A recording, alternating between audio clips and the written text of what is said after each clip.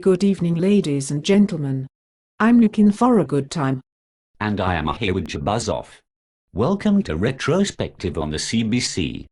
Tonight, Haywood, we have a very special report. A retrospective on the first half-century of the planet Earth's encounter with Gillian Hatfield. Indeed, Lucan, though it seems like only yesterday, it's been 50 years since Miss Hatfield has been on board. Our report will take us through a little bit of the history in an attempt to answer the big question, where did this little dynamo come from, and how did she get here? Our story begins around Toronto, Canada in the early 1960s. Bobby Jones has the story. I'm Bobby Jones, reporting for CBC Retrospective.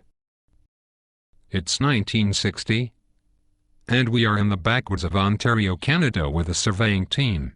Apparently this is where it all began. That's Gillian Hatfield there with the surveying chains. And a few yards back, standing by the wagon, you can see Audrey Hatfield.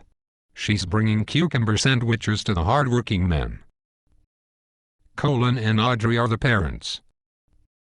And that wagon is where our story starts. The rest of the team, you see, slept in tents. Thank you, Bobby baby. And now to Lorendry Decop in Oakville. I am Lorendry Decop reporting for the CBC, from Oakville, Ontario. I'm talking with a former neighbor of Gillian Hatfield here on Chartwell Road, a Mr. Kelly. Good morning, Mr. Kelly. Good morning, Lorenda. Nice to talk with you. So, do you remember a little girl who lived here in the 1960s and who? Stop right there. If you are interviewing me, you must mean Gillian. What a whippersnapper. Right from age 7. Shy kid, but you knew she was going places. Used to mediate all the disputes in the neighborhood. But, sorry, I gotta go. Well, thank you, Mr. Kelly. Now we will head across town to another childhood home.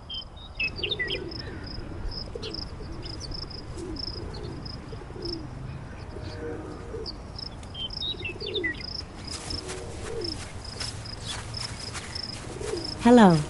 Did someone want to talk to me? Hello there. Are you Joni McDougall? I am. Well, let's take it from the top. 3, 2, 1. Pick up. For CBC Retrospective, I'm Lorendry Decop. So, Joni, what do you remember about Gillian? She used to always talk about how the lights from the street made cool designs on the ceiling at night. Ahem. That's really interesting. Oh, and that the hill in the front yard used to be so steep. Oh, and I should tell your viewers that the rubbish tip was not always there. That's new. Thank you, Joni. There we have it. A gripping portrait of Gillian from people who knew her as a child here in Oakville. I'm Lorendry Decop. Robert and Jill, back to you.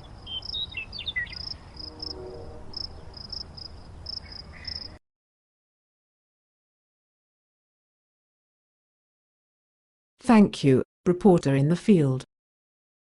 Of course, education plays a big role in forming a person, and that's as true in this case as any.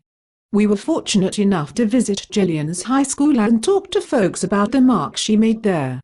Guest reporters David Letterman and Tina Fey have this chapter of the Gillian's life. Looking at Haywood, today we are in Oakville, Canada at the renowned Oakville Trafalgar High School. Yes, indeed. Trafalgar, by the way, is named after a famous battle. In London there is a whole big square named after it. Big deal, those old battles. But anyway, we are checking out the origins. Looking into the past. Trying to come up with an explanation, some evidence to back up the theories. Blah blah blah blah blah. And so we are checking out the school. Here's what we have found. This room up here is where Gillian learned chemistry. And that one is where she learned algebra. And that one is where she flirted and sent notes across the room to a secret Aunt Marie. This, by the way, is a scoop. Do we have more? No, Tina, I'm afraid that is it. New privacy laws in Canada prevent us from probing any more deeply. Still, I'm tempted to do a top 10 list. Or a weekend update segment? School news. Okay, how about top 10 things Gillian learned in Oakville Trafalgar High School? Oh, this just in. Not enough material for a top 10 list. Alas. Better go back to the studio.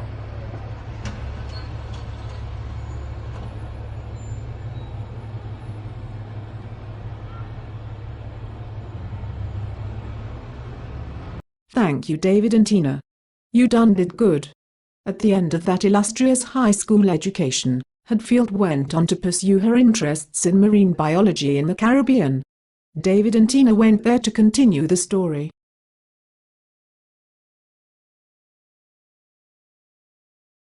Thank you again for that great bit of reportage.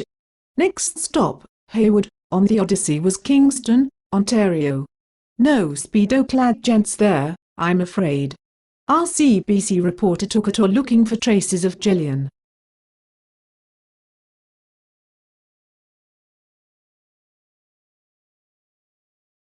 Ooh la la. Thanks, reporter, that was smashing. After Queens, our still little but not so young and innocent girl went west, to Stanford in California. The Golden State would never be the same. David and Tina toddled up to Palo Alto to pick up the tail.